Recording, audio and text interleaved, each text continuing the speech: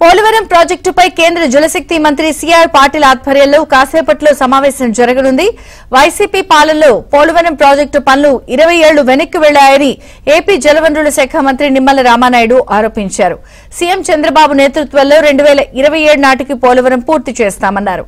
ఇప్పటికే 3 సార్లు పోలవరాన్ని సీఎం చంద్రబాబు సందర్శించారన్నారు. పెట్టుకుని పనిచేస్తూ ఉన్నాం.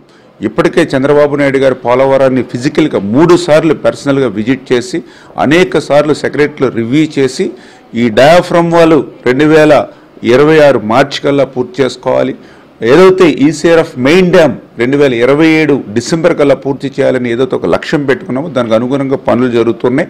దాని మీదే ఈరోజు కేంద్ర జలశక్తి మంత్రివర్యులు పాటిల్ గారు కూడా ఏదైతే ఈ యొక్క పోలవరం వర్క్ ప్రోగ్రెస్ ఏదైతే ఉందో దానికి సంబంధించిన దాని మీద ఒక రివ్యూ మీటింగ్, అదేవిధంగా ఏదైతే పోలవరంలో అంటే ఈ సెంట్రల్ ఎక్స్పర్ట్స్, ఇంటర్నేషనల్ ఎక్స్పర్ట్స్ కానీ, సిడబ్ల్యూసి కానీ, పీపీఏ కానీ, అదేవిధంగా అఫ్రీ ఎవరైతే వివిధ సంస్థల ఏజెన్సీలు ఎవరైతే పనిచేస్తున్నారో వాటి మధ్య సమన్వయం, అదేవిధంగా డిజైన్స్లో కూడా డిలే అవ్వకుండా ఎక్కడైనా ఏదైనా ఇబ్బంది ఉంటే వాటిని కూడా క్లియర్ చేసేటువంటి ఉద్దేశంతో ఈరోజు పాటిల్ గారు ప్రధానంగా ఈ మీటింగ్ని ఏర్పాటు చేయడం, అదేవిధంగా ఏదైతే R&Rకు సంబంధించి ఎవరైతే నిర్వాసితులు ఉన్నారో వాళ్ళని కూడా త్వరితగతంగా, ఎందుకంటే మనం ప్రాజెక్టుని పూర్తి చేసే లోపుగానే ఆ ఫేజ్ 1లో ఆ నిర్వాసితుల సమస్యను కూడా పరిష్కరించాలనేటువంటి ఆలోచనతో కూడా ప్రభుత్వం ఉంది.